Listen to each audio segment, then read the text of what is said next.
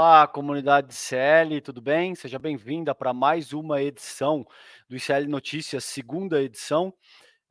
Eu sou César Calejon, estamos junto aí nesse finalzinho de ano. O programa de hoje, gente, a gente vai conversar com o Guga Noblat, vamos falar sobre os enroscos aí na justiça do Nicolas Ferreira, deputado Nicolas Ferreira, que vocês conhecem, do vereador Fernando Holliday também.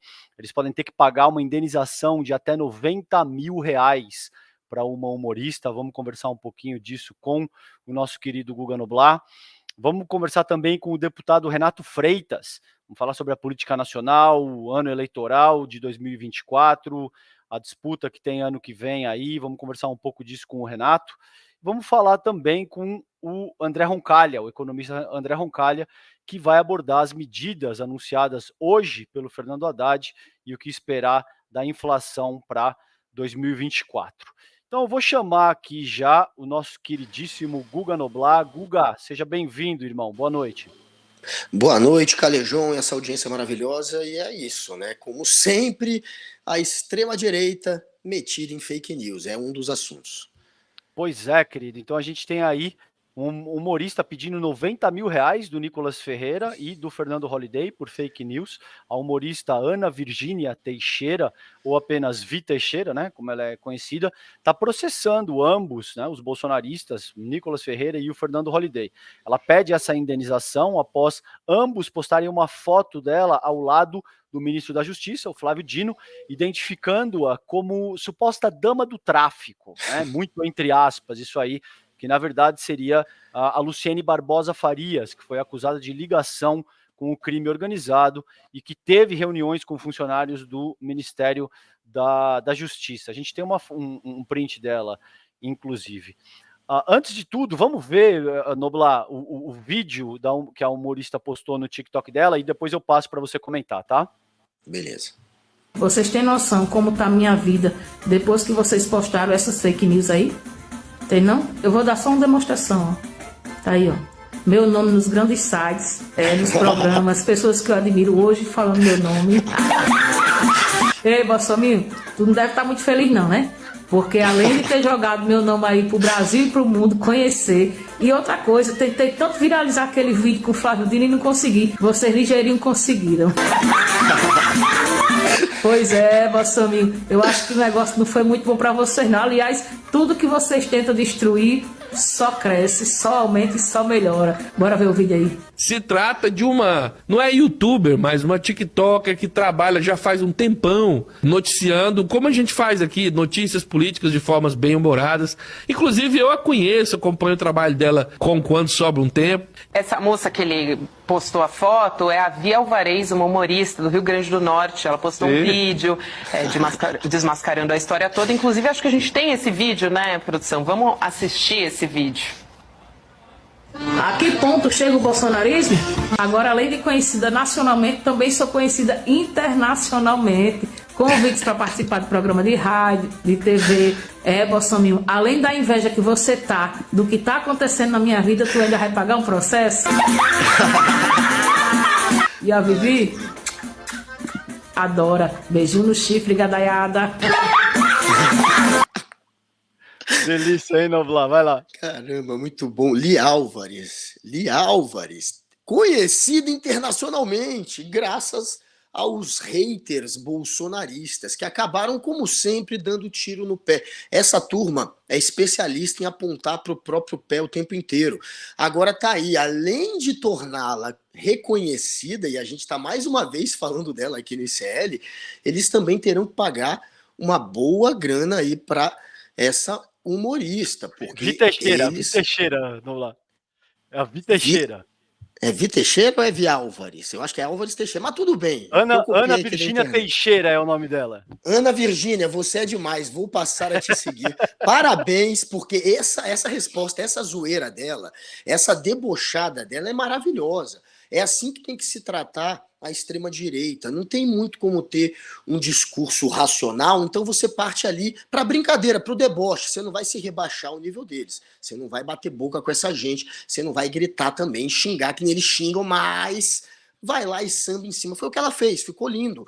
Porque essa turma eles querem, claro, fritar o Flávio Dino. Eles não queriam torná-la reconhecida. A ideia é atacar o Dino. Eles querem atacar o Dino de qualquer jeito. E por que eles estavam na missão de atacar o Dino? Porque o Bolsonaro estava morrendo de medo da indicação do Dino para o STF. O Bolsonaro, sim, esse estava usando a tropa de choque dele para tentar fritar o Dino. Ele tentou, inclusive, fez incursões ali aos bolsonaristas pedindo para votarem contra a indicação do Dino. Depois levou uma goleada e o Dino foi aprovado. Agora, essa máquina de fake news que estava ali atuando contra o Flávio Dino, estava atuando, na verdade, em nome de Jair Bolsonaro, que tentou fritá-lo. E uma das maneiras de fritá-lo foi essa, foi tentar ligá-lo a um crime organizado, atendendo gente do crime. E essa história da humorista é a fake news da fake news, porque a dama do tráfico já é uma notícia que tem muitos buracos, né? Ela, por ser casada com alguém que está metido no tráfico, foi jogada ali nessa história de uma maneira sensacionalista. Mas essa notícia já foi vista por muita gente como fake news. Aí vem a fake news da fake news, que é associar a humorista a essa história para tentar ligar o Flávio Dino à dama do tráfico. Então, é a fake da fake. E se você puser o rosto uma do lado da outra, você vai ver que elas não são parecidas, só porque são loiras. Uma tem o olho claro, por exemplo, e a outra tem o olho escuro. Uma tem um olho mais ocidental, a outra tem um olho mais oriental. É muito simples perceber a diferença. Então, eu nem creio que quem começou essa fake news fez isso por ser simplesmente um incompetente. Foi realmente pensado, é o que me parece. Tentaram fritar o Flávio Dino com algo que era uma fake news óbvia, mas que serviria ali para aquele propósito de inflamar essa história. E serviu, só que logo depois esse incêndio foi apagado, muito bem apagado. Agora, se puser o rosto uma do lado da outra, você vê que os caras não podem ser tão idiotas. Eles fizeram isso de maneira deliberada, eles fizeram isso realmente sabendo que era uma fake, porque é assim que essa gente atua. E Fernando Holliday e Nicolas são PhD em fake news. Fernando Holliday e Nicolas, a gente sabe, né, qual que é a origem e o que eles fazem, qual que é a origem dessa turma, né, como que eles nasceram exatamente do discurso de ódio, do enfrentamento que muitas vezes usa mentira como referência. E é isso que eles fazem como políticos. Eles tentam só seguir nessa lacração que dá like, que dá voto e que acaba rebaixando a política a esse patamar deles. Então, que paguem pela fake news que ajudaram a espalhar e que saibam que virou um tiro no pé, porque além de pagar uma possível pena, né, uma possível multa, eles ainda tornaram a Ana Virgínia Teixeira, que é para não ter erro, muito famosa. Perfeito. Eu vi aqui, a produção me passou, Noblar. O nome dela certinho é Virgínia Álvares. Acho que você estava certo, tá? Eu te corrigi porque estava aqui no roteiro, mas inclusive nas redes sociais dela, ela está identificada dessa maneira, como criadora de conteúdo digital, política com humor e ironia. Então é a Virgínia Álvares. Eu acho que você estava certo, Isso. Você falou certo. E eu erroneamente te corrigi, perdão. Não, maravilha. Agora, assim, é importante, né, Guga, esse tipo de coisa, porque a gente já sabe que a gente vinha conversando, a gente falou inclusive aí recentemente acerca disso, como figuras como Nicolas Holliday, eles têm isso como método, eles se valem desse tipo de expediente, e a gente sabe que o conselho de ética acaba sendo uma piada, né? Não serve os propósitos de manter o nível da atividade parlamentar. E aí, quando eles começam a ser processados, a gente viu Gustavo Gayer tendo que pagar processo, a gente vê essas pessoas agora sendo processadas pela Virgínia. É importante que as pessoas adotem essas medidas cabíveis, né, Guga? E é por isso que eles morrem de medo de regulamentar a internet, porque aí você vai ter mais meios ainda de cobrar não só o autor da mentira, que são esses, como os reprodutores da mentira, que são as big techs, e que querem tirar o deles da reta de qualquer jeito. Mas o medo é esse, é de ficar em cima dessa turma, porque eles vivem do discurso de ódio e da mentira. O que alimenta um Nicolas Ferreira é aquele discurso dele anti-comunidade LGBTQIA+, por exemplo. É um enfrentamento que ele faz a essas questões, e ele faz sempre de uma maneira onde ele espalha muito rancor, muito ódio, muita desinformação. É assim que ele atua, então ele não quer ser cobrado pelo que ele faz. É por isso que essa turma morre de medo. Mas tem esses meios da justiça chegar lá, já com a lei que existe hoje, demora, muitas vezes não é muito eficiente, mas há meios. E se comprovando que eles participaram de uma fake news como essa, é claro que tem que pagar, tem que cobrar, tem que ficar em cima. Se não começar, claro, se depender, como você falou, da Câmara, do Conselho de Ética, do Arthur Lira, que faz pressão ali dentro, não vai acontecer nada. Olha a imagem que a gente tem aí agora do Nicolas subindo na tribuna do plenário da Câmara, num lugar que era para você se portar de uma maneira onde o decoro está acima de tudo, né? Um lugar onde você tem que ser ético, onde você tem que honrar o seu papel de deputado. Ele sobe ali, coloca uma peruca, faz um ataque homofóbico, ou seja, comete um crime que é inafiançável, que é o crime de homofobia, e é o único caso em que você pode levar preso um deputado, se ele cometer em flagrante um crime inafiançável. Mesmo assim, eles não fazem nada, não só não fazem nada, como dão um jeito de passar pano nessa história quando chega no Conselho de Ética. Então é claro que não podemos contar com os parlamentares, ainda mais neste momento em que eles têm como principal liderança o Arthur Lira. A gente precisa confiar em algum grau na justiça, por mais lenta que ela seja, e, claro, cobrar novos meios de se ir atrás de quem divulga fake news. E quem vai tornar isso possível é a regulamentação das redes sociais. Perfeito, nós vamos falar disso também, mas me parece uma medida muito oportuna da Virgínia Álvares. É por aí mesmo, tem que trazer essas pessoas para a institucionalidade e fazer com que elas respondam perante a lei. Agora, Noblar, abordar um tema delicado aqui contigo, eu vi que você tuitou a respeito disso também, entra nesse contexto das redes sociais e disso que a gente está discutindo, de pressão. Uma morte trágica do Paulo César Goulart Siqueira, que era conhecido como PC Siqueira, vlogger, apresentador. É óbvio que não cabe, nem eu, nem o Noblar somos juízes de direito, não cabe a gente determinar se ele era culpado por qualquer outro tipo de coisa ou não. A questão aqui não é essa, a gente está discutindo isso num contexto muito específico, que é trabalhar o quanto nociva a rede social pode ser e o quanto a gente precisa insistir nessa questão da regulamentação desses veículos, né?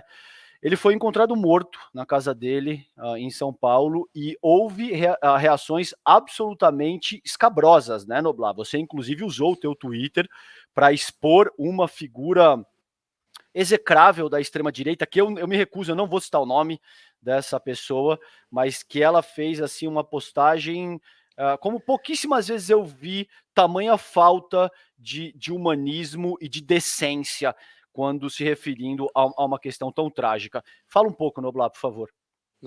Realmente, até me arrepiei só de lembrar aqui, porque é podre, né? Você chegar num momento desse em que a pessoa acaba de passar por uma tragédia, ela tá, enfim, morreu, o corpo nem esfriou, e a outra tá ali, uma influenciadora da extrema-direita muito conhecida, associando o que aconteceu a ele à religião, dizendo que ele não tinha religião, que ele era ateu, e associando também ao uso de drogas, e falando que o governo quer liberar as drogas, e é um governo que é contra a religião, tentando fazer política do jeito mais baixo possível, né, em cima de uma morte que, enfim, está despertando tantos sentimentos em tanta gente. É uma pessoa que conhece, que era conhecida de muita gente, e que foi um dos pioneiros do YouTube. Então ele era realmente alguém muito reconhecido nas redes sociais. todo mundo sabe quem é o PC Siqueira. Ele foi o primeiro, junto com o Felipe Neto,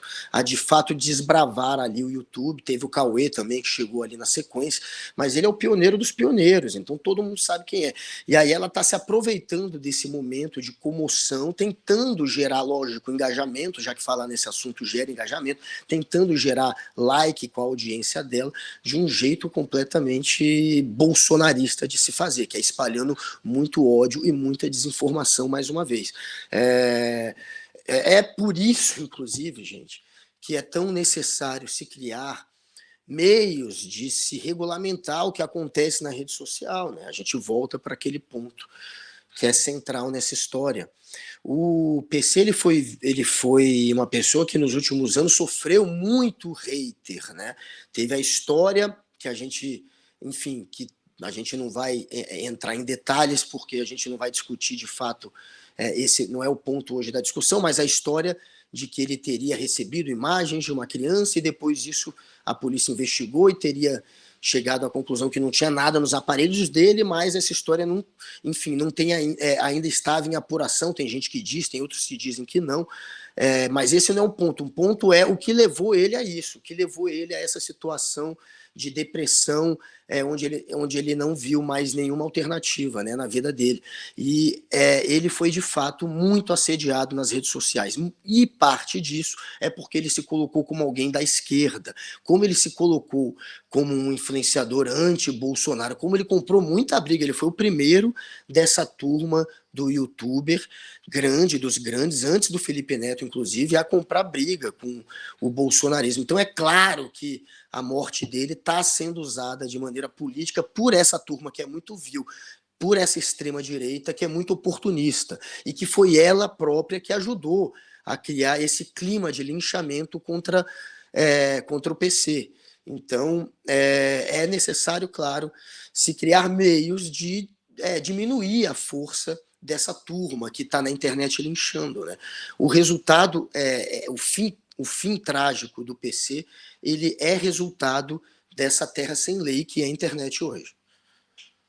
E é o segundo caso da semana, inclusive, né, Noblar? A gente viu um caso muito trágico também, muito parecido, de uma pessoa que foi exposta a todo tipo de escrutínio público, com notícias falsas, inclusive, que acabou de forma trágica também. Agora a gente tem o Orlando Silva, que disse em entrevista para o G1 recentemente que vai retomar o projeto de lei das fake news logo no começo do ano, agora, no início do próximo ano parlamentar, e que isso deve ter uma nova... Aí eu gostaria de ouvir de ti, essa é a minha opinião. Eu acho que, com base nisso tudo que acontece, tá aí o Orlando, a gente deve ter uma nova disposição sociopolítica, talvez a própria, né?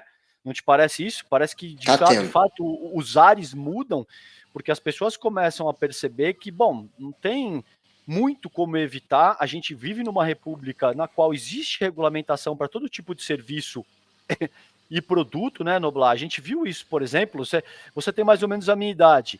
A gente era criança ali na década de 80 e tal. As pessoas fumavam dentro de cabine pressurizada, Guga, em restaurante, dentro de elevador. Então você tinha uma pessoa que estava sentada do teu lado que tinha broncoespasmo e a outra pessoa acendia um cigarro, a outra pessoa quase morria sufocada e alegava-se que eu tenho direito à minha liberdade de fumar. Não, meu caro, você não tem não existe liberdade irrestrita. A tua liberdade termina na medida em que começa o direito do outro cidadão de respirar. Basicamente é o mesmo raciocínio que se aplica nesse caso com as redes sociais, né, Guga? Eu sentava no fundão do avião sempre, naquela parte que era o fumódromo. E eu geralmente era ali que eu viajava, bem ali, ou próximo daquilo. Mas, enfim, o Orlando Silva, que é o relator da PL das fake news, não só ele, né, tá com esse discurso por conta desse momento que agora mostra mais uma vez a necessidade de se regulamentar. E é claro que isso pesa, a opinião pública debatendo e cobrando isso pesa. E aí a gente está vendo que tem político que antes não estava se mexendo muito, que começou a se mexer. E um deles, e que é importante, obviamente, para que seja aprovado essa PL é o Arthur Lira. Por incrível que pareça, até ele agora está se movimentando. Então, o Arthur Lira fez uma pressão no Sóstenes, que é um deputado da oposição que liderou a derrubada da urgência da votação da PL das fake news lá na Câmara. Por exemplo, o Arthur Lira foi agora fazer uma pressão no Sóstenes para que esse grupo pare não faça mais esse tipo de movimento que postergue a votação dessa PL. A gente tem também muitos ministros que estão indo para frente agora das câmeras e levando adiante essa discussão e falando que é importante e que precisa passar. E muitos apostando que vai ser aprovado ainda no primeiro semestre do ano que vem. Um deles é o Ricardo Capelli, ministro interino da Justiça, e que, claro, é um dos candidatos a se tornar ministro de fato da Justiça, e que está ali também fazendo coro a essa proposta da PL, dizendo que tem que passar, se movimentando ali dentro do poder que ele tem hoje, para que isso aconteça. Aí ele, claro, quer virar ministro da Justiça, está usando muito bem o tempo que tem aí de destaque para, quem sabe, conseguir essa posição de fato. E um dos movimentos que ele está fazendo é esse, ele está se colocando à frente aí dessa questão da PL das fake news. Tem o Jorge Messias, da AGU, advogado-geral da União, que também está se movimentando. Então a gente vê que justiça, ministros e políticos começam a fazer um discurso que é um discurso parecido ali, né, em favor dessa PL das fake news e também da PL da inteligência artificial, essa que é uma PL do Kim Kataguiri. Neste caso é do Kim Kataguiri, e que tenta regulamentar a inteligência artificial. Por ser de uma pessoa mais à direita, mais à direita não, totalmente à direita, como Kim, essa tem ainda menos resistência. A turma que está atrasando a PL das fake news já prometeu que não vai atrasar essa. A discussão é a das fake news, como é que eles vão se comportar. Mas a regulamentação em torno das redes sociais e da inteligência artificial começam a avançar, sim, por conta desse momento. É importante que a gente tenha dispositivos institucionais que sejam capazes de imputar as devidas responsabilidades para criadores de conteúdo, para veículos de comunicação, independentemente de onde o influenciador, o criador de conteúdo ou o veículo de comunicação, o jornalista, o que quer que seja, esteja dentro do espectro político-ideológico. O nosso debate e o nosso empenho, eu tenho certeza que o do Noblar e o do ICL de forma mais ampla também, não é para favorecer, não é uma discussão político-partidária, entende? A gente não pode ter simplesmente a internet sendo tratada como terra de ninguém, no qual a pessoa vai, diz o que ela quer, faz o que ela quer, o veículo de comunicação diz o que ele quer, as redes, por exemplo, utilizam todo tipo de ódio e maledicência para gerar engajamento e angariar capital político e ganhos econômicos, e isso fica por isso mesmo, né, Noblar? Isso não dá. Então, acho que parece claro que a nossa discussão aqui não é político-partidária, mas é para que a gente tenha o mínimo de regulamentação. Você quer complementar brevemente esse tema antes de eu girar a pauta? Não, mas não é isso, precisa regulamentar, até porque quem comanda os algoritmos, ou seja, quem decide o que você vai ver na sua casa, são as big techs, e esses algoritmos, eles são guiados só pelo capital, só pelo dinheiro. Então, se dá mais dinheiro espalhar uma mentira sensacionalista do que um fato, é isso que o algoritmo faz. Óbvio que a gente tem que regulamentar isso, senão a gente vai viver numa rede que é guiada por um interesse que é muito menor do que o interesse público. É isso aí.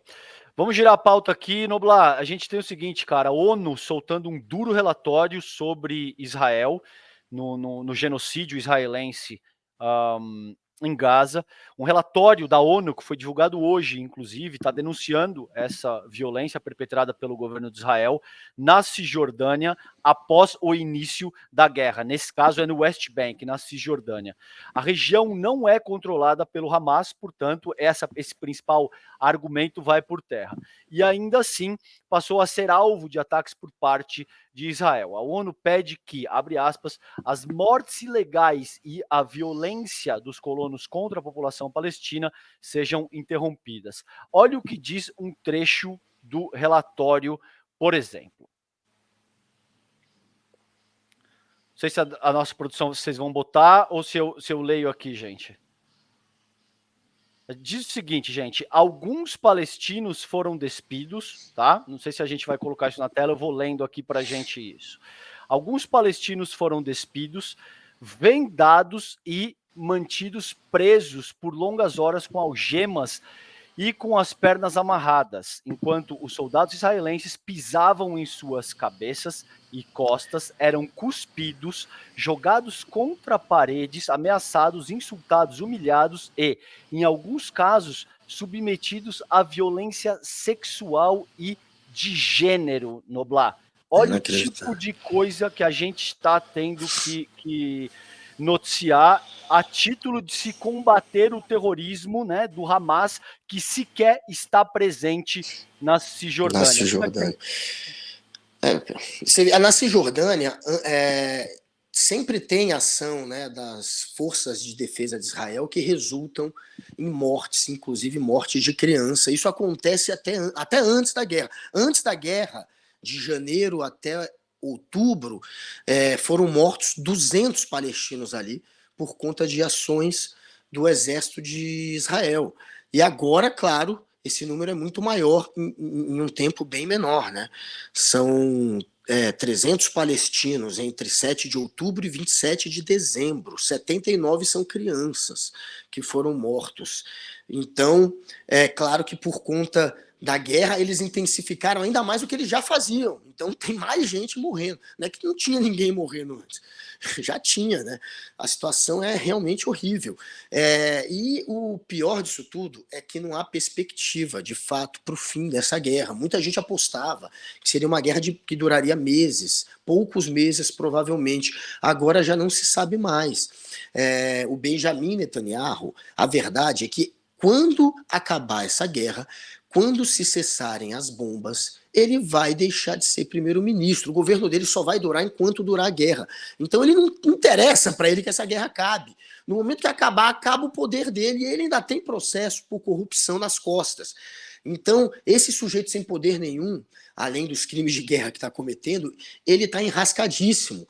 Para ele, quanto mais durar, melhor. Então a gente já está vendo agora o Benjamin Netanyahu ou o ministro da Defesa de Israel fazendo comentários neste sentido, tentando preparar as tropas e a nação para uma guerra muito maior, muito prolongada, que vai durar muito mais tempo do que se imaginava.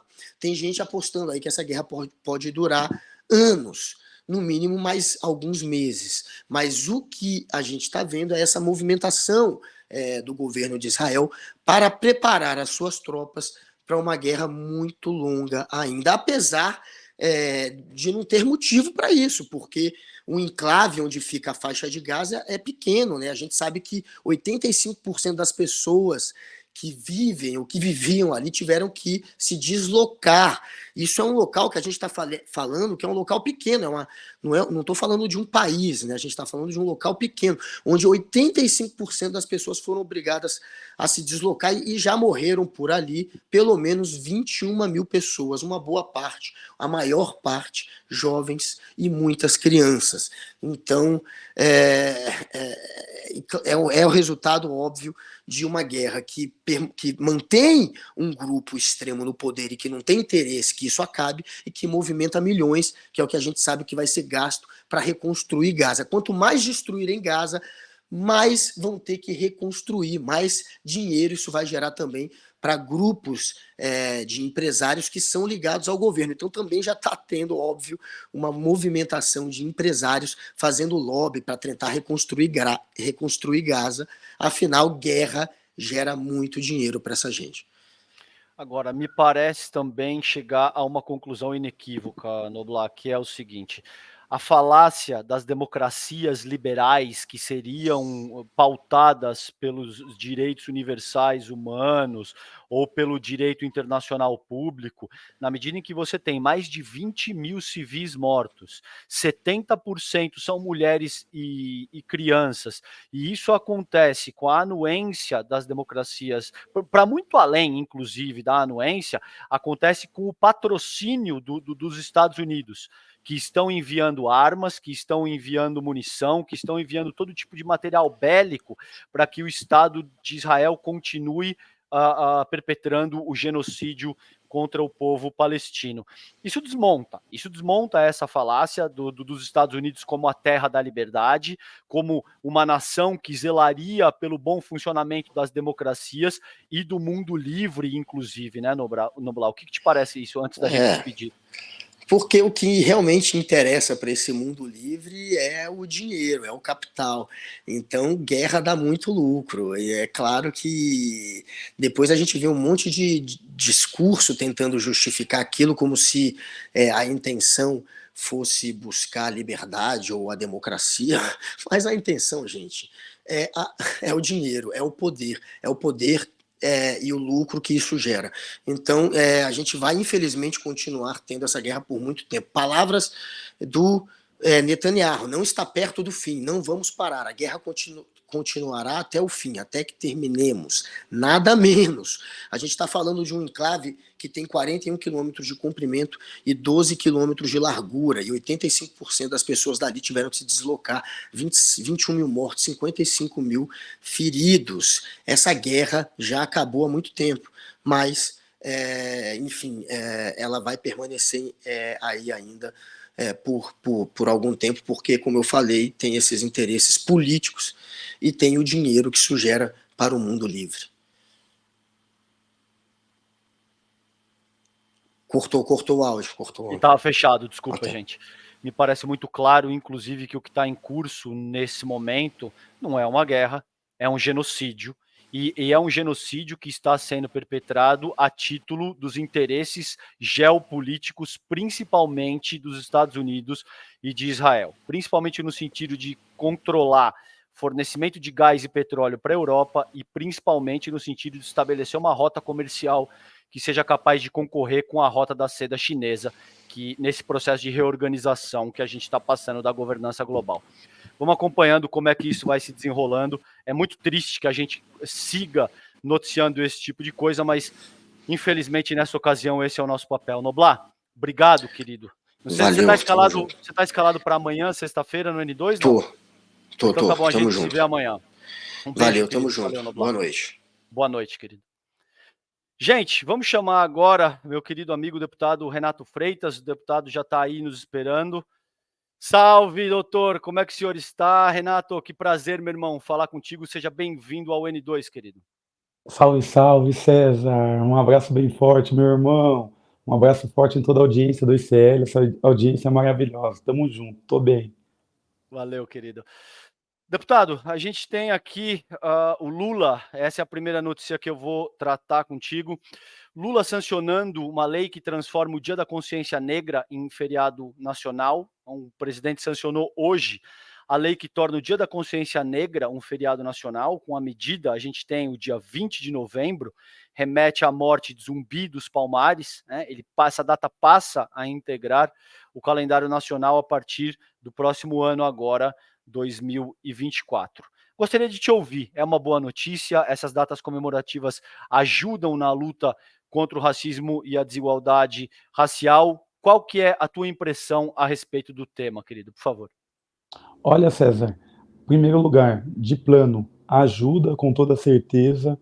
A história é uma arena sempre em conflito, nessa dialética da memória e do esquecimento, e daqueles que têm o poder da caneta, dos arquivos, dos museus, das universidades, dos espaços de conservação da história, e sabemos que uma boa parte do genocídio que se dá sobre a população preta se dá nessa dimensão da memória, porque um povo que não conhece a sua memória, que não tem memória, que não conhece a sua história, é como uma árvore que não nutre as suas raízes, não... Enfim, portanto, não pode dar bons frutos, né? Uma árvore que padece. Nesse sentido, é ótimo. E também, aqui em Curitiba, nós lutamos. Há alguns anos, conseguíamos a anuência da Assembleia, da Câmara dos Vereadores, né? Era para ser um feriado municipal, conseguimos construir com muita luta uma maioria na Câmara. O próprio prefeito estava numa posição que, para ele, segundo ele, tanto faz, se sim ou se não. Então, a gente estava aprovando e de repente veio o entrave da Associação Comercial do Paraná, que disse que mais um feriado ia derrubar a economia, ia ser algo negativo, o comércio ia ter que fechar as portas, e é exatamente o oposto. Esse argumento é muito racista, porque é exatamente na época de feriado que os trabalhadores têm condição de ir para as ruas, de consumir, de visitar suas famílias, levar suas famílias para visitar os museus, as bibliotecas, os parques, as praças, mas também as lojas, né? A gente vive numa sociedade de consumo, e eu acho que é isso que vai acontecer com esse feriado, mas do ponto de vista político, né, para a população negra é uma vitória, acredito eu, grande.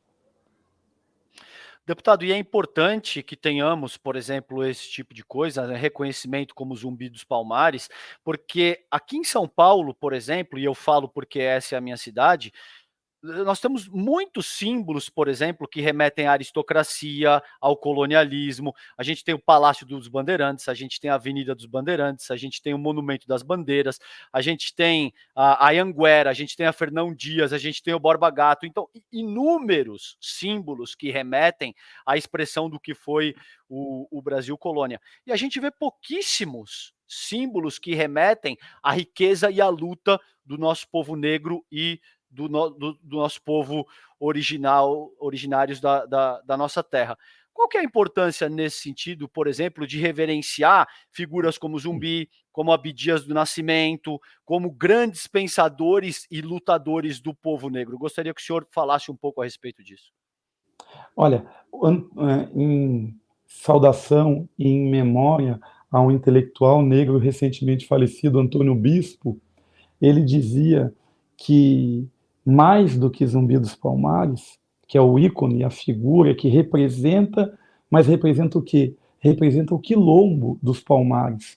E a ideia do quilombo, a partir do feriado, da morte do quilombo do Zumbi, que era a liderança do quilombo dos Palmares, a ideia de quilombo é uma ideia de liberdade, é uma ideia que foi vanguarda, foi num período em que se instalou uma república de homens livres que questionavam radicalmente o modo de produção escravagista e a autoridade do homem branco sobre as pessoas negras e faziam as suas próprias leis. Um território, portanto, soberano, uma manifestação e uma ação em prol da soberania, sobretudo, nesse momento, é claro, do povo preto. E hoje nós precisamos dessas referências porque ainda somos a terceira maior população carcerária do mundo, que mais encarcera jovens negros, somos o país em números absolutos mais violento do mundo, que extermina, sobretudo, a juventude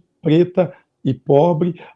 Somos o país em que os pretos e pobres que caminham pelas praças, parques, pelos logradouros públicos são enquadrados, como hoje, pela tarde, eu fui, junto com alguns amigos, todos negros, por resquício da lei da vadiagem. Então, somos um país que a gente não conseguiu exercer a cidadania. A nós ainda recai o status de subcidadania, portanto, de alguma forma de sub-humano, já que a humanidade se encontra em estados modernos hoje em dia, e os estados modernos dão aos seres humanos a cidadania como forma de garantia de direitos fundamentais. Então, se nós não alcançamos esse patamar, ter uma referência como os quilombos faz com que a gente saiba que a raiz do negro é a liberdade, mais do que na música, mas na prática cotidiana. E isso faz com que a gente olhe para o espelho e não queira jogar uma pedra no espelho pela ausência de autoestima.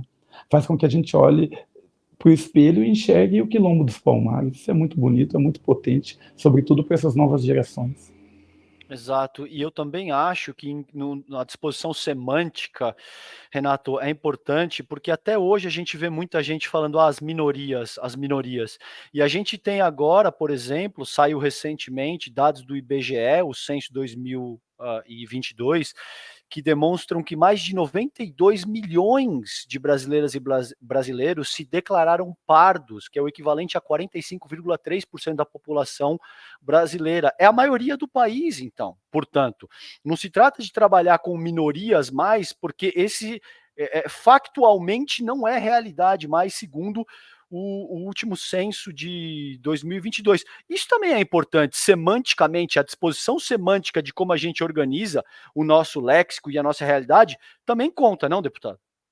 Sim, e foge à cartilha liberal da compreensão dos problemas das chamadas identidades, como a gente, de algum modo, importou dos Estados Unidos, em que há os negros, há os latinos, os irlandeses, os chineses, e uma sociedade multirracial, de diversos agrupamentos que têm mais ou menos a mesma expressão numérica, ou não. Mas o fato é que, diferente aqui, nós não somos essa minoria como que é o liberalismo. Aqui nós somos a massa da população, sendo assim, somos também a essência da classe trabalhadora e, portanto, toda a perspectiva de teoria marxista, né, que visa solapar, superar um modo capitalista de existência social, tem que levar em consideração o elemento racial como um fator determinante, porque há uma confusão entre classe e raça, no nosso caso,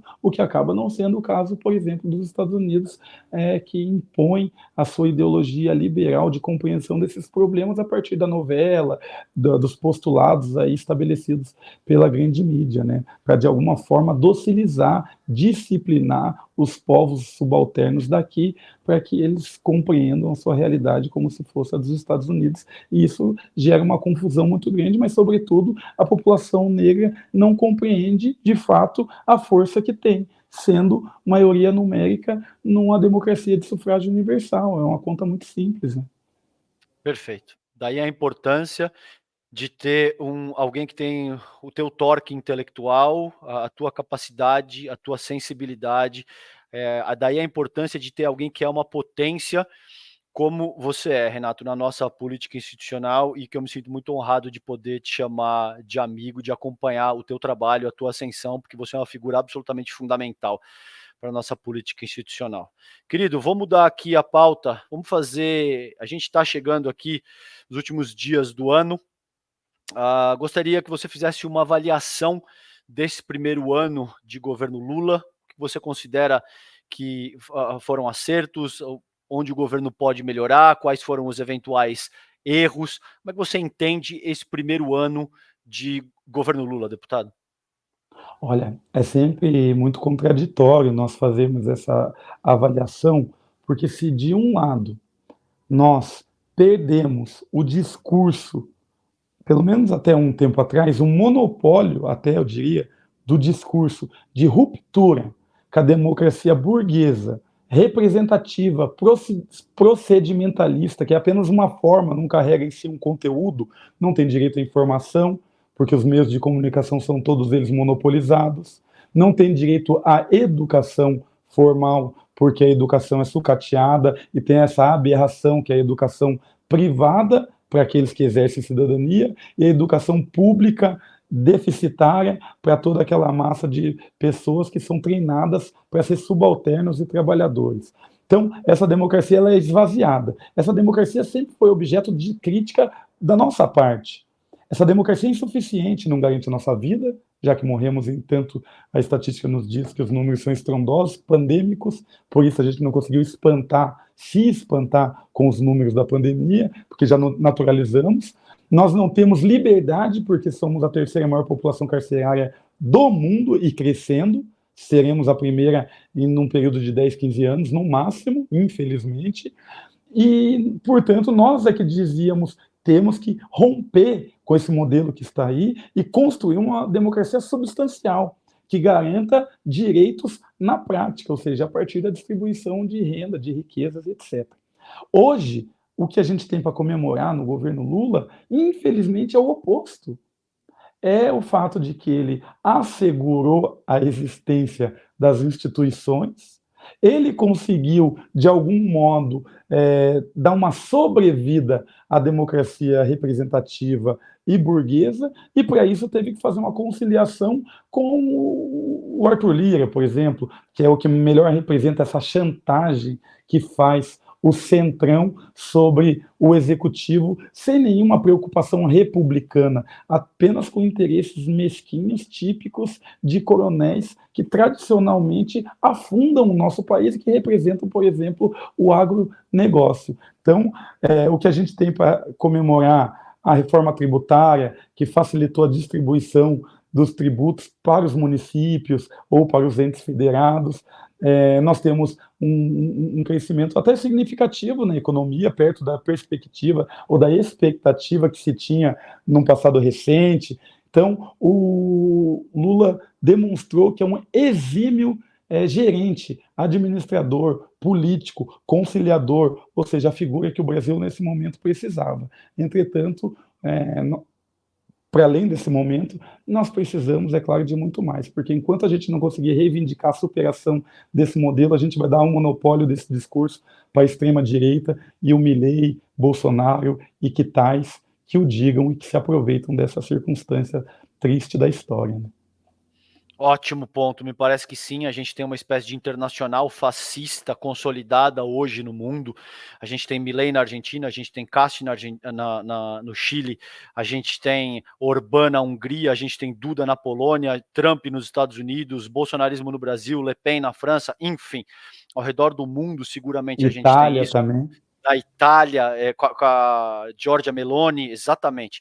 Então, eu gostaria de ouvir, Renato, uma ponderação tua acerca da questão da segurança pública, porque honestamente é um tema que me preocupa e eu gostaria de te ouvir como parlamentar. Esse é o grande ponto, irmão. Esse é o grande ponto. Olha só, nós precisamos, e isso faz parte da tradição do pensamento crítico, da teoria crítica, de superar a forma jurídica que nós temos. Nós temos uma forma jurídica, um ordenamento jurídico, as leis, sistema de leis, que, por exemplo, César, só porque a nossa audiência compreenda o absurdo em que vivemos e naturalizamos. Se eu, por exemplo, hipoteticamente, um dependente químico, tenho diversas anotações de furto, de mercado, bolacha recheada, chocolate, carne, tudo para vender e usar pedra.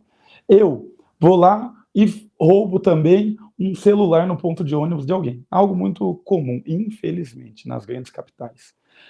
A minha pena, César, começa pelo menos em 6 anos. Ela tem a base de 5 e 4, mas pela reincidência vai para 6 e 4, mais ou menos. 6 e 4, 7 anos. Começa também no fechado, pela reincidência, uma série de fatores. Então, 7 anos começando no fechado. Outro exemplo. Se eu sou pego, também reincidente nesses delitos, sou pego na rua da minha quebrada, na esquina, de bermuda, chinelo, sem camisa, 20 anos de idade, com 50 gramas de maconha. Minha pena pela reincidência, e tendo o tráfico como delito hediondo, vai ser de 6 ou 7 anos também, iniciando no regime fechado. Olha esses 2 casos, típicos de periferia, de pessoas pobres. Agora, se eu sou um fazendeiro rico, e que mato uma pessoa porque, em tese, ocupou um espaço de terra que era dele, ou que ele reivindica, mesmo a terra sendo grilada, sabe qual que é a pena mínima para o homicídio? Já que essa pessoa fazendeira tem residência fixa, ostenta bons antecedentes, é primário e tem bons advogados, então vai pegar a pena mínima. A pena mínima é 6 anos. E esses 6 anos não se cumprem inicialmente em regime fechado. Se cumpre em regime semiaberto. Então a pessoa vai para o semiaberto, vai pegar uma tornozeleira e vai para a rua e não vai experimentar um dia sequer de tranca, grade, chão e parede de concreto. Não vai experimentar, não vai vivenciar, não vai ser punido nesse rigor. Mas o que pega o celular, ou que está com 50 gramas de maconha, sim, vai tirar a cadeia dele inicialmente fechada, vai ficar muito mais tempo do que quem matou. Ponto. Esse é o ponto. A vida não é o ápice, o bem jurídico maior no nosso ordenamento. É o patrimônio. Nós precisamos retirar esse ordenamento jurídico, reformá-lo radicalmente. A gente só consegue isso se a gente questionar o sistema de segurança pública. As leis, quem interpreta, quem faz as leis, quem aplica e quem executa lá na ponta, que são os policiais. E as polícias penais também. Se tem uma coisa que fundamenta todo o ordenamento jurídico, é o sistema penal. Se você entra num ônibus, o direito que você está se utilizando é o direito consumerista, porque você está pagando, ele está te dando um serviço, tal, você é consumidor daquele serviço. Se você entra num restaurante, come, você também, a perspectiva é o direito civil, consumidor, etc. Mas, se você não paga a conta, ou se você não paga a passagem, a tarifa do ônibus, quem que é acionado? A polícia, porque o garantidor de todo o ordenamento jurídico, em verdade e no fundo, é o direito penal. O Estado se define pelo monopólio legítimo da violência, das armas, pelo exército e pela polícia. Então esse é o elemento essencial que caracteriza o Estado moderno e ele precisa ser discutido e reformado. E está aí uma continuidade triste no nosso país. Desde o período da redemocratização, não precisa falar da ditadura, etc. Mas desde o período da redemocratização até hoje, 2023, nunca na história, nessa história recente do país, teve uma política de segurança pública alternativa, ou ao menos que se propôs no discurso alternativa. Foi sempre uma continuidade, foi mais do mesmo, porque é o ponto que quem perde é apenas as massas empobrecidas, pretas e pobres de periferia, e quem não sobrevive ou não é afetado por isso, consegue ver do camarote VIP da história a barbárie acontecendo lá embaixo, né? Então é nota zero para o governo atual nesse sentido. Maravilhosa a tua fala, louvável a tua coragem de se posicionar dessa maneira, mesmo sendo do próprio partido.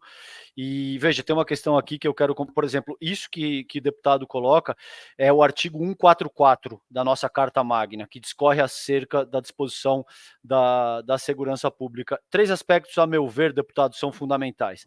A gente precisa lidar com o encarceramento em massa, a gente precisa repensar o papel da própria polícia militar, só poder atuar em flagrante, não tendo competência de investigação, isso fica a cargo da Polícia Civil, compele a Polícia Militar a ter que agir única e exclusivamente em cima do flagrante. O que acontece? Pega gente que está fumando um baseado... Oi, fala. César, você está me ouvindo? Estou te ouvindo, querido. Desculpe, uma pessoa me ligou aqui, eu desliguei a ligação e logo que retornou eu não estou conseguindo ouvi-lo. Acho que vou sair rapidinho, vou voltar. Isso, sai resolva, e se reconecta, isso. Então, enquanto o deputado volta, gente, a questão do encarceramento em massa, a questão de como o artigo 144 da nossa Carta Magna organiza a nossa segurança pública, atribuindo a questão da investigação à Polícia Civil e a questão da repressão à Polícia Militar, que só pode agir sob flagrante, então acaba pegando as pessoas que estão consumindo drogas, e via de regra, drogas leves, em sua maioria pretos e pardos nas comunidades mais empobrecidas do país, e em seguida isso cria toda uma disposição absolutamente favorável para a formação de quadrilhas, de facções criminosas, de grupos milicianos. É disso que a gente está trabalhando nesse momento. Daí a importância, por exemplo, da fala do deputado Renato Freitas. Vamos ver se ele consegue se reconectar. A produção, assim que ele se reconectar, pode trazê-lo, tá? Por quê? Isso, gente, vai dar uma margem. Isso que eu estava conversando com o deputado aqui é a discussão no nível sociológico da questão da segurança pública. A extrema-direita jamais vai fazer isso. Eles reduzem a questão da segurança pública no sentido de dizer que bandido já nasce bandido e bandido bom é bandido morto. Esse é um clichê absurdo da própria extrema-direita. Tá? O que acontece a partir daí é que eles se apropriam dessa pauta com uma facilidade tremenda, eles jamais são capazes de discutir essa questão no nível sociológico com a riqueza que o deputado Renato Freitas está trabalhando aqui, só que infelizmente, Renato, ao reduzir a complexidade dessa questão, no que diz respeito a encarceramento em massa, política antidrogas, reformulação do artigo 144 da nossa Constituição, eles ganham a aderência da própria população, porque o cara compra um celular dele no crediário e ele tem esse celular roubado no ponto de ônibus, ele não quer saber de discussão no nível sociológico da segurança pública. Ele está revoltado e ele acha que ladrão bom é ladrão morto, né? Exato. Mas, César, olha, tem uma coisa que eu ouvi uma vez e, cara, eu levei como filosofia de vida. Porque eu falei, cara, é isso, é sobre isso. antes até de eu entrar na universidade. Se você tem uma teoria que foi construída com muito empenho, com muito estudo, com observação, com empirismo, com vivência, enfim. E essa teoria não pode ser, você não consegue explicar ela para tua mãe, para o teu filho, para o teu amigo, para o teu vizinho, ela não vale de absolutamente nada. Então, aquele conhecimento que nós temos, que é o conhecimento sociológico, criminológico, filosófico, antropológico, de economia e outros saberes que nos importam para compreender a sociedade, se nós temos esse conhecimento por um privilégio de ter acessado a universidade ou outros ambientes em que foi possível a construção desse pensamento, desse conhecimento, e não conseguimos transmiti-lo de forma simples, popular e precisa na palavra, sem rebaixar o conhecimento, ser preciso nas palavras. Então é porque nós falhamos. Essa nossa falha nos custa muito caro, porque daí vem depois da nossa falha vem o quê? O nosso silêncio. A esquerda não fala de segurança pública. É muito difícil. E esse nosso silêncio faz com que eles monopolizem em chavões. Tanto que um dos chavões que representa esse silêncio, esse nosso fracasso, é que elegeu o Bolsonaro. O grande slogan do Bolsonaro, no início, era bandido bom é bandido morto. Foi assim que ele se elegeu. E olha, é tão fácil a gente desmontar isso da perspectiva sociológica, criminológica e da perspectiva teológica, que ele tentou, de alguma forma, sequestrar, né, o cristianismo e se utilizar, usurpar para fins eleitoreiros e mesquinhos. A gente teria condições, mas poucos tiveram a coragem de colocar esse debate. Sabe por quê? Porque falar a língua do povo mesmo, quebrada, rua, tá ligado? Falar essa língua é como se a classe média branca do país visitasse um outro país de língua estrangeira, árabe, em que eles não entendem nem a caligrafia, muito menos o que é dito ou o que não é dito. É mais ou menos essa linha abissal que separa, num país de tamanho, o mais desigual do mundo, né? Num país que é um dos mais desiguais do mundo, que é o Brasil, um dos reflexos é essa falta de compreensão entre as pessoas e de possibilidade de transmissão de conhecimento da universidade para as margens, né, para as periferias. Concordo. Deputado, vamos falar um pouquinho das eleições municipais do ano que vem, agora em 2024. A gente tem as eleições municipais. Como é que você enxerga isso, Renato? O que te parece? O bolsonarismo ainda está muito forte, arrefeceu? Como é que você entende? Qual será a principal tensão dinâmica das eleições municipais do ano que vem? Cara, o bolsonarismo ele sai na vantagem em relação a gente por um fator. Eles têm uma capacidade de renovação que ela é quase infinita. Ah, não, mas como assim se o Bolsonaro morrer? Não, tanto faz já, porque são várias pessoas que colocaram um postulado comum, uma meia dúzia de princípios comuns, princípios, né, de objetivos, eu não sei, de entendimentos do mundo, eu não sei exatamente nem como explicar, porque parece uma loucura coletiva, né, mas o fato é que tem espaço para quem nunca foi da política, Zé Trovão, umas coisas absurdas, assim, sabe? Mas o fato é, eles abrem espaço para quem nunca foi da política, que não tem compreensão, muitas vezes não é nem alfabetizado, é analfabeto funcional, para que essas pessoas consigam, a partir dos likes e de discursos rasos, baixos e populistas, se colocarem como figuras aí de representação política nacional, até como é o Nicolas Ferreira, que é uma máquina de repetição de chavões religiosos que qualquer crente da esquina conseguiria fazer até melhor e com mais verdade. E ele observou, é um moleque, né? Então ele é um moleque mais novo, observou, trouxe essa meia dúzia de discursos pré-fabricados, sabe que cola, porque eles vieram de baixo, e repete, sabe, incessantemente. Eles fazem isso. Agora, o nosso partido, por exemplo, olha, a Assembleia Legislativa do Paraná, o professor Lemos tem 20 anos de casa. A Ailson Chiorato já tem mais de 10. A professora a Luciana Rafael, eu estou falando de pessoas boas e meus amigos, não é falando mal, mas também mais de 10, 15 anos de casa. A Gleise aqui, como representante no federal, tem 20 anos, 30 anos de casa. O outro tem 15, o outro tem 20, o outro tem 30, o outro tem... Mano, a gente é uma bancada que não tem capacidade de renovação.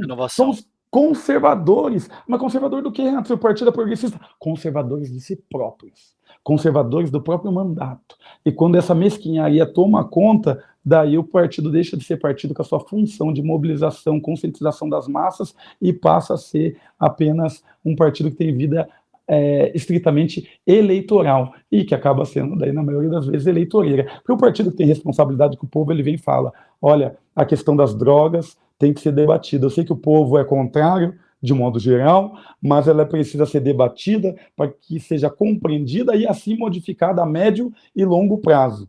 Do mesmo jeito, a política de encarceramento em massa. Esse é um partido que tem responsabilidade com o povo. Um partido que é eleitoreiro, o que ele faz? Opa, não vamos falar sobre drogas que perde voto.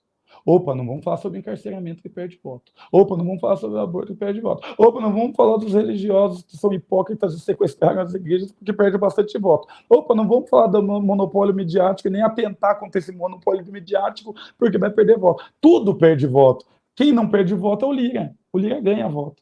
E daí o partido acaba conciliando com o Lira e esquecendo essa função partidária e revolucionária que temos, e isso vai se expressar nas municipais do ano que vem, se a gente não fizer nada. O partido ainda não voltou para as bases. O que mais o partido está esperando? Aqui, César, aqui em Curitiba, antes do Bolsonaro ser eleito, eu entrei no PT no pior momento do PT. Eu já fui do PT lá atrás, em 2004, né? Mas daí eu saí, fui pro PSOL e voltei pro PT no pior momento pro PT.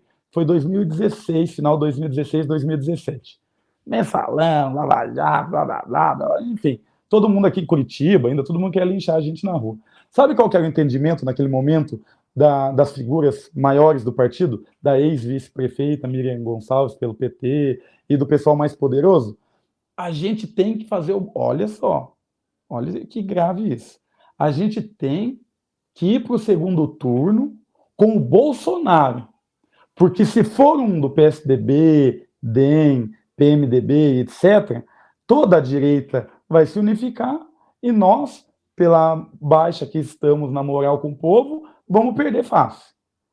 Essa foi a resolução aqui, numa reunião dentro do Partido dos Trabalhadores no PT Municipal, lembro como se fosse hoje. E o que aconteceu? Construíram essa polarização e o Bolsonaro ganhou. Agora a gente não consegue mais apagar e nem eliminar o bolsonarismo. Espero que a avaliação para 2024 seja um pouco mais inteligente e que principalmente o partido consiga ter inserção nas bases novamente, porque não tem, os sindicatos não fazem mais parte da base da população trabalhadora. Não, mas não fazem. A maior parte da população trabalhadora, inclusive, é informal. E a grande parte dos formais não são sindicalizados, sabemos disso. E os outros movimentos que gravitam em torno do PT não têm mais essa adesão das massas. Portanto, cabe a uma nova forma de fazer política, que eu espero que o partido não seja como aquelas árvores gigantes que são feitas só para lucro e que não deixam nada nascer do lado. Sabe quais? Eu não sei, agora me fugiu quais são as árvores, mas elas não deixam, né? Então, a pessoa fica 20, 30 anos, sai da Assembleia e não deixa um sucessor, não constrói uma liderança. Eu, particularmente, já tenho 3 pessoas do nosso agrupamento político que vão sair para vereador e a gente espera que pelo menos 1 ou 2 ganhem, porque é inconcebível para mim você estar 5 anos, 10 anos como parlamentar e não conseguir construir novas lideranças. Isso quer dizer que você está utilizando as pessoas para gravitar em torno de si, para serem cabos eleitorais, e não para serem protagonistas do processo. E esse pensamento mesquinho nos levou para onde a gente está agora. Perfeito. Se eu não me engano, é o eucalipto que você estava querendo lembrar, não era? Isso mesmo. Eucalipto. Isso mesmo. Ótima metáfora. Deputado, eu tenho mais 3 minutinhos aqui contigo, mas eu queria ouvir, por fim, a questão do Sérgio Moro. O senhor acredita que ele deve ser cassado? Vai ser cassado? Vai, né? O cara deu um golpe em todo mundo, né, mano? Ele achou que estava por cima da carne seca. Deu um golpe desde a Rede Globo, porque ele prometeu lá no Fantástico que nunca se envolveria na vida política, para quem lembra e tem memória, né? Então, deu um golpe desde das classes dominantes, que é a Rede Globo, e toda a classe política, e Odebrecht, e os milionários. Então, ele desagradou muita gente, é claro. Ele deu um golpe na esquerda porque ele perseguiu o Lula numa perseguição vergonhosa. Eu estive desde o primeiro dia da prisão do Lula lá na Polícia Federal, fui em atividades, fui lá falar boa noite, presidente Lula, porque esse crime que esse sujeitinho analfabeto funcional fez com o Lula foi, assim, algo que entrou para a história. O Lula como sobrevivente e ele na lata de lixo, onde estão normalmente os populistas que vão viver em Miami depois de ter desfalcado o próprio país. Acredito que vai ser o fim dele também. Vai ser caçado. E vai abrir uma vaga de Senado aqui no Paraná. Olha só, que loucura. Eu tenho 40 anos. A gente já conversou, né, fora do ar a respeito disso, eu já te fiz essa pergunta, eu acho que isso depende, claro, de uma série de acertos, eu entendo a complexidade que envolve essa questão, mas me parece que você seria um quadro bastante adequado para essa posição e seguramente a eloquência, o conhecimento, a competência que a posição requer, seguramente você tem. Acho que cabe aí, portanto, os acertos parlamentares e toda a complexidade que envolve essa questão. Deputado, obrigado pela vossa presença hoje no N2, sempre um prazer falar contigo, meu irmão, sempre tudo aquilo que você traz para a mesa e para o nosso debate tem a categoria de sempre, uma honra. A gente, se eu não falar contigo até a virada do ano, boas festas, boa virada, siga firme na sua luta, estamos juntos, você é uma figura absolutamente fundamental para a vida sociopolítica do país e para a política institucional brasileira, Renato. Acho que tocou o telefone dele, não sei se ele teve que atender lá. Eu tô sem teu áudio, tô sem... A família dele. Um beijo, gente. Eu não tô te ouvindo, Renato, eu não sei se você desconectou aí, eu tô sem seu áudio.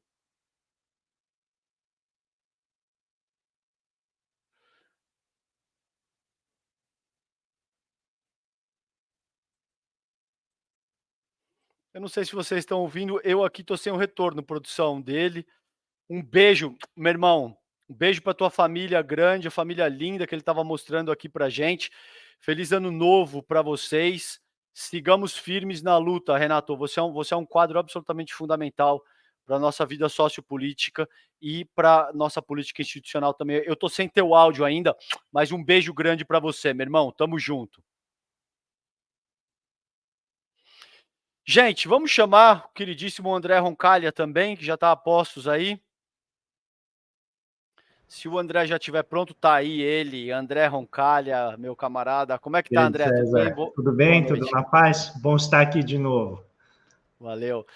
Querido, a gente tem aí o Haddad anunciando medidas para atingir o déficit zero em 2024. Como a gente já conversou reiteradamente, ele recebe muita crítica por conta disso. Você fez uma explicação importante aqui ontem, inclusive. Então, o ministro da Fazenda anunciou hoje esse conjunto de novas medidas que serão enviadas pelo governo ao Congresso Nacional para melhorar essa situação das contas públicas federais nos próximos anos. Essas medidas, gente, elas buscam, entre outros fatores, garantir que o governo consiga cumprir a meta fiscal prevista no orçamento de 2024, déficit zero, ou seja, gastar apenas o que será arrecadado no ano sem aumentar a dívida pública.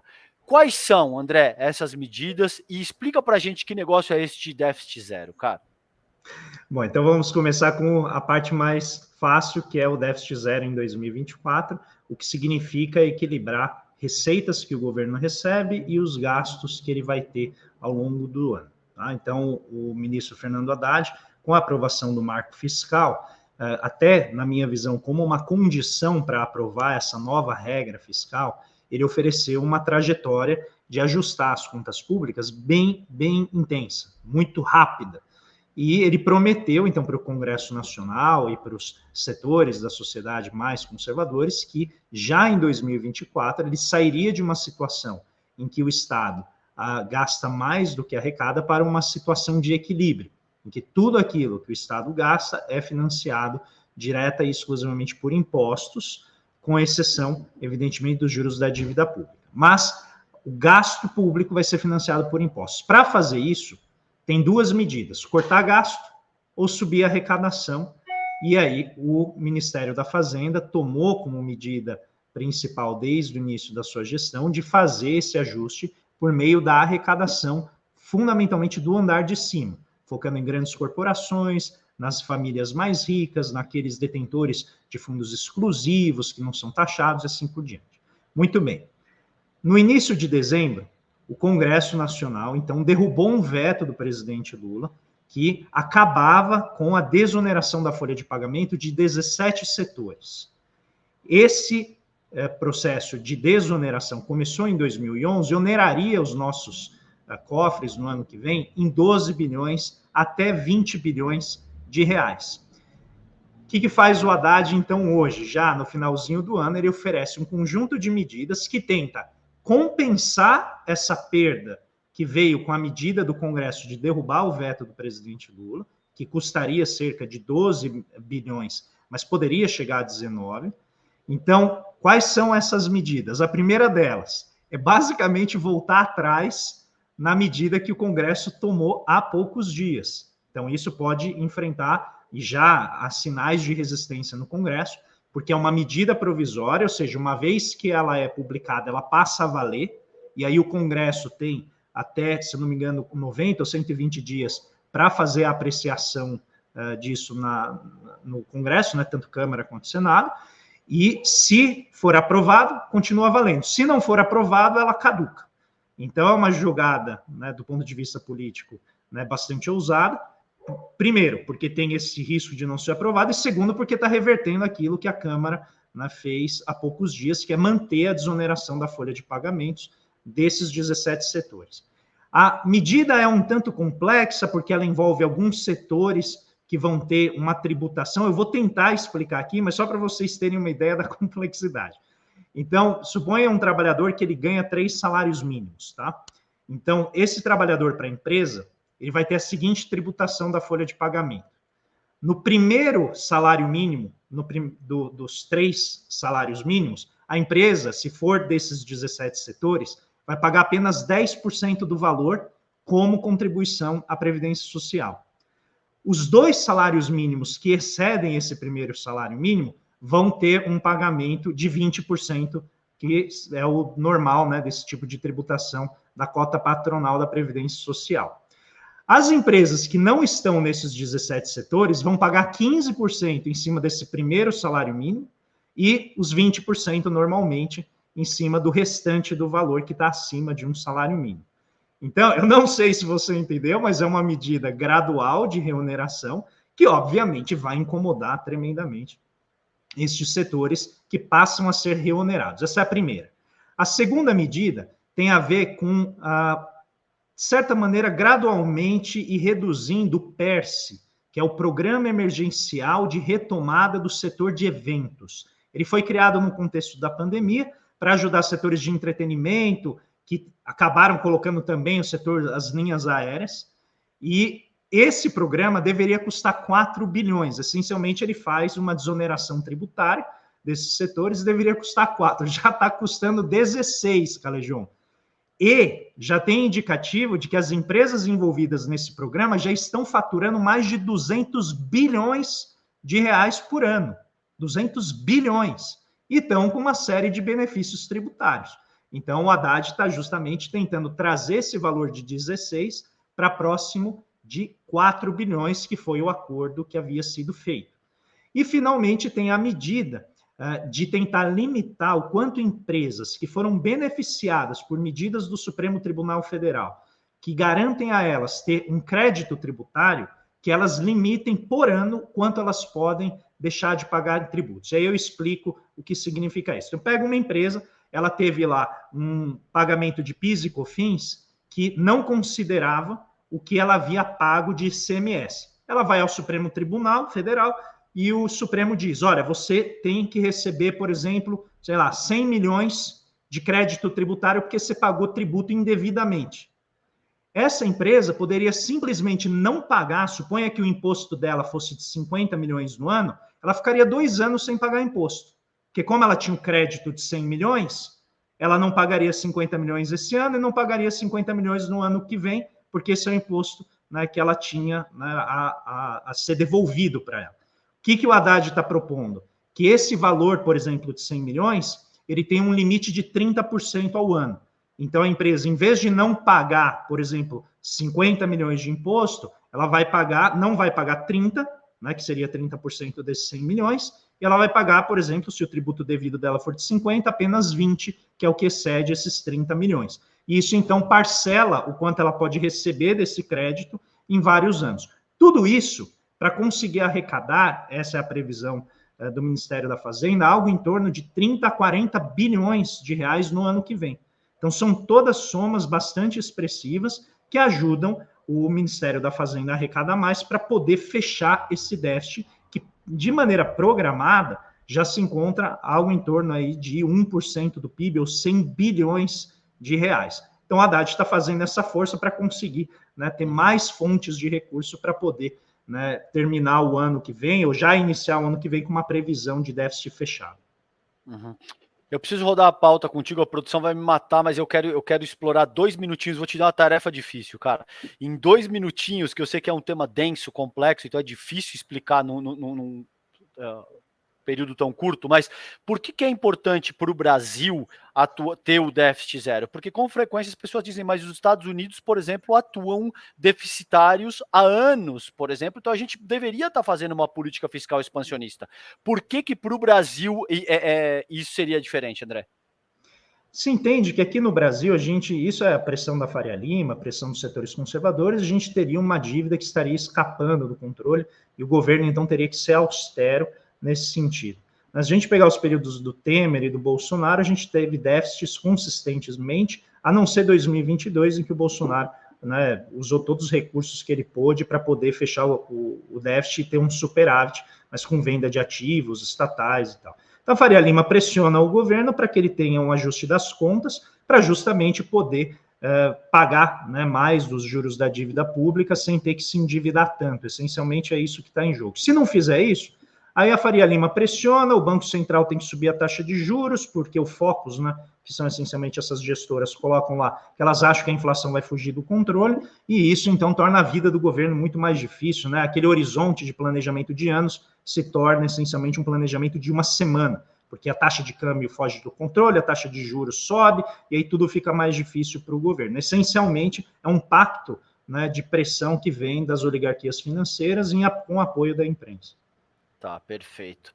Querido, vamos falar de inflação, que é um tema que interessa, porque impacta diretamente no bolso de todo mundo. A inflação medida pelo IPCA fechou em 4,72%, esse é o menor índice em 3 anos. O IPCA é o Índice Nacional de Preços ao Consumidor Amplo, 15, tá, gente? Então, fechou agora 2023 com essa taxa de 4,72 no acumulado dos últimos 12 meses. A menor variação em 3 anos, desde 2020, que tinha sido 4,23%, e o índice havia subido 10,42% em 2021 e 5,90% em 2022. Como é que você encara isso? Como é que isso afeta a vida das pessoas? Por exemplo, as pessoas que têm dinheiro aplicado na poupança, em renda fixa.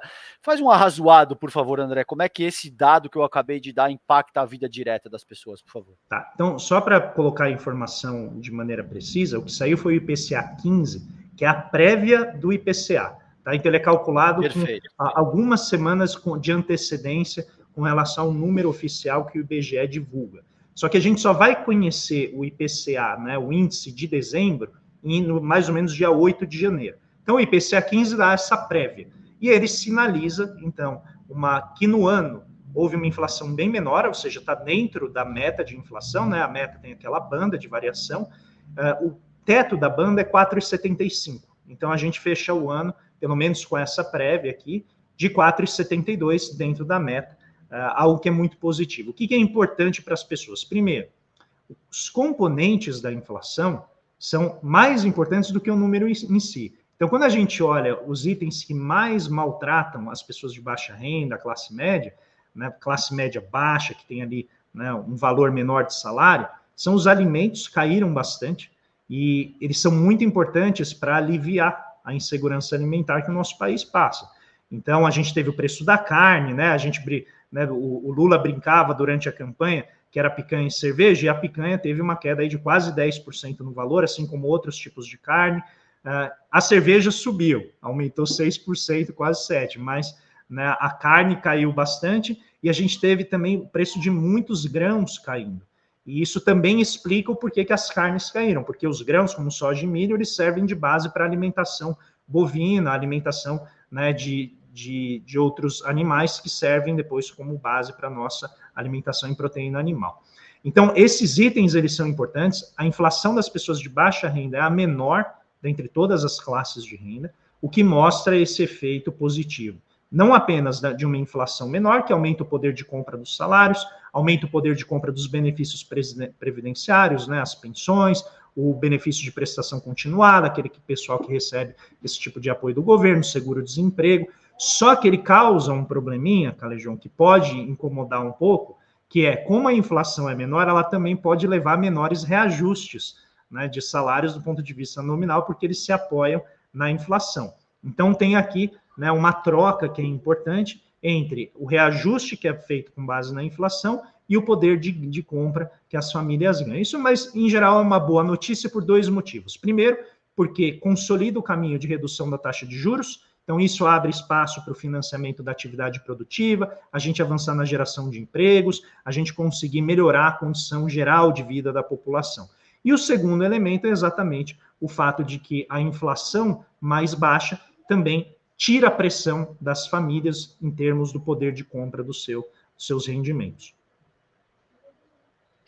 Perfeito. Vamos falar de um tema que você adora, que eu sei que você sempre se sensibiliza cada vez que eu cito o nome dele. Já sei qual é. Só pela ironia fina eu já sei qual é. Exato, que é o senhor Roberto Campos Neto, afirmando que juros vão cair mais em 2024. Né? Numa entrevista para a jornalista Miriam Leitão, da Globo News, o presidente do Bacen, do Banco Central, disse que em 2024 quer os juros mais baixo possível. Então, é isso mesmo, ele é o malvado favorito, Roberto Campos Neto, é o novo amiguinho do Lula. Como é que você enxerga, como é que você avalia isso aí, André? Olha, eu acho que se esse ano tivesse mais um mês, Roberto Campos Neto faria o L, viu? Faria o L. Bom, agora, brincadeiras à parte, né? A gente está vendo, na verdade é uma transição, é quase uma conversão do Roberto Campos Neto para um projeto de governo, mas é um projeto de governo que ele impôs ao governo. Né? A gente nunca pode esquecer que a menção dele ao alinhamento com o Haddad é essencialmente porque o Haddad, de certa forma, harmonizou né, a política com aquilo que ele esperava. Ou seja, o ajuste fiscal, não mudar a meta de inflação, tudo aquilo que o Haddad cumpriu, só que no caso do ajuste fiscal, o Haddad está fazendo do jeito dele e está recebendo o apoio do Roberto Campos Neto nesse sentido, recebendo a validação do Campos Neto perante a Faria Lima e os setores mais conservadores, dizendo, olha, o Haddad está fazendo o trabalho de casa dele, está tentando garantir o déficit, mesmo que ele não consiga, ele disse isso, não tem problema. Ou seja, ele está literalmente sinalizando para o mercado que mesmo que a gente não consiga zerar o déficit, o importante é se manter tentando. Então, isso pode ser positivo para o governo no ano que vem, na medida em que abre espaço para quedas mais substanciais da taxa de juros, e o Roberto Campos Neto está tão próximo de fazer o L que ele já está defendendo até a aceleração da queda da Selic, algo que até vai contra aquilo que a discussão no Copom tem feito, ou seja, ele está se posicionando, a gente não sabe quão sincera é essa posição, mas eu acho que a conversa dele com a Miriam Leitão é uma conversa que me pareceu ter até um tom meio emotivo, né? Ele disse que as críticas foram importantes para ele aprender e que houve um processo aí de avanço, de entendimento, ele se aproximou do Haddad, houve vamos dizer ali, um rapport, né? Uma aproximação. Eu sempre, como você sabe, fico com o pé atrás com ele, porque eu acho que ele é um jogador político. Eu acho que se ele precisar mudar de posição a depender né, do contexto político, ele muda com tranquilidade e vai ser bem recebido, né, onde ele sempre foi. Então eu olharia com bastante cuidado, mas certamente é algo que talvez reflita o espírito natalino né, desse final de ano, essa reportagem, essa entrevista que ele deu para Miriam Leitão, sinalizando essa harmonização. Por fim, se isso for verdade, o Haddad conseguiu aquilo que ele queria. que é conseguir o apoio dos setores mais conservadores do mercado financeiro via o seu principal sindicato, que é o Roberto Campos Neto. O sindicalista de plantão do rentismo é o Roberto Campos Neto. Então, na medida em que ele valida a política econômica do governo e abre espaço para quedas da taxa de juros, o Haddad consegue aquilo a que ele havia se proposto, que é harmonizar as políticas fiscal e monetária. Novamente, se isso vai dar certo ou não, se a gente vai conseguir cumprir a agenda, são outros 500. Mas no que diz respeito à harmonia entre Banco Central e a Fazenda, me parece que o resultado foi aquele almejado por ambos. André, o que te parece? Ele adota essa postura em virtude da realidade material com a qual ele se vê confrontado, porque muitos coaches e jornalistas e especialistas e economistas fizeram previsões que eram trágicas no começo desse ano. Uhum. Naturalmente, eles estavam errados. A gente vê uma série de questões correlatas ao PIB, ao crescimento do país, enfim, que você já analisou exaustivamente aqui com a gente. E isso é difícil negar a realidade material dessa forma, né? Por mais que você tenha uma agenda política, é difícil negar a realidade uma vez que você se vê confrontado com fatos materiais dessa ordem. Você acha que passa por isso? Você acha que passa por ele recalcular a posição estratégica dele dentro do jogo político que ele seguramente joga? Eu concordo contigo. Qual que é a tua avaliação a respeito disso? Não, eu acho que é isso mesmo. Ele está se reposicionando, como eu coloquei. Também não acho que tem qualquer problema ele retornar à postura de confronto, tal, que ele detinha antes. O que acontece agora? Com mais 2 diretores assumindo, agora em 31 de dezembro, ele fica numa posição de um Copom rachado. Ele, então, está presidindo, literalmente, um Conselho de Política Monetária que tem 4 diretores novos indicados pelo presidente Lula e 4 diretores que foram herdados da gestão anterior.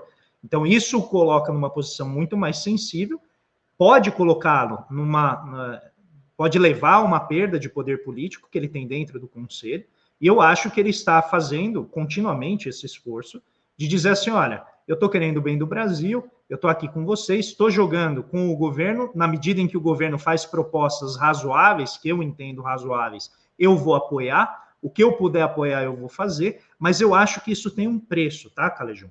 E o preço se manifesta na influência que ele pede para ter no apontamento dos novos diretores. Todos os diretores até aqui apontados, nomeados, tiveram a participação do Roberto Campos Neto. Tá? Então, isso para ele é um capital político importante. E segundo, eu acho que, de certa maneira, ele tenta manter quadros que são de confiança dele, né, em postos estratégicos aqui no Brasil e fora, como no BID, que é o Banco Interamericano de Desenvolvimento, o representante brasileiro no FMI, o representante brasileiro no Banco Mundial, são todos ainda bolsonaristas, né, ou foram indicados pelo governo Bolsonaro, se não tiverem esse alinhamento ideológico. Mas, de qualquer maneira, são herdados do governo anterior. Então, de certa forma, acho que ele faz um jogo para tentar manter a influência dele, conseguir influenciar essas decisões, né, e com isso ter, talvez até, a chance de ter o seu cargo renovado, né, o seu mandato renovado. Acho muito difícil isso acontecer, mas a minha impressão é que ele quer sair do Banco Central com a imagem de alguém que conseguiu construir uma transição segura, uma transição democrática dentro dos padrões da autonomia do Banco Central. E, por fim, qual que é o ganho que ele tem? Ele foi o presidente que fez a transição, o primeiro teste de transição da autonomia do Banco Central entre governos de posicionamento político radicalmente opostos, e ele conseguiu fazer isso sem uma ruptura, sem provocar uma demissão de diretoria, sem provocar a própria demissão dele. Então ele se gabarita aí como um agente político que pode eventualmente até concorrer a cargo público, né, dada a presença que ele tem, né, nessas hostes mais conservadoras da sociedade.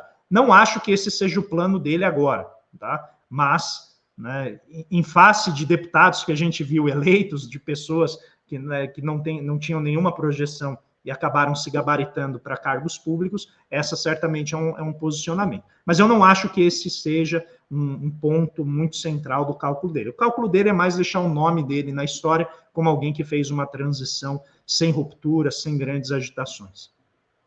Em 30 segundos, para terminar aqui, eu estou com o tempo estourado, mas eu quero te ouvir em 30 segundos. Ele acaba o tempo dele agora, certo? Em 24. Final do ano. E aí, fim do ano, e a gente tem o Galípolo, muito provavelmente, que deve ser apontado para essa posição. O que te parece isso em 30 segundos, André?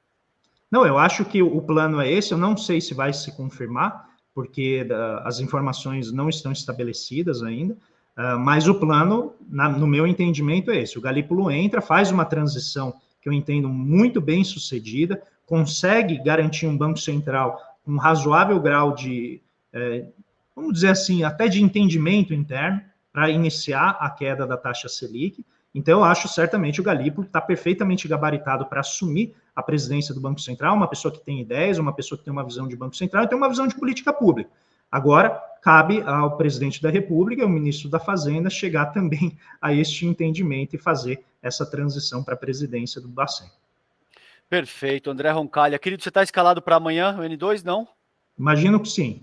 Então, perfeito. A gente se fala amanhã. Um beijo, obrigado, André. Beijo com você, meu irmão. Boa noite, até Fiquem amanhã. bem. Boa Valeu. noite.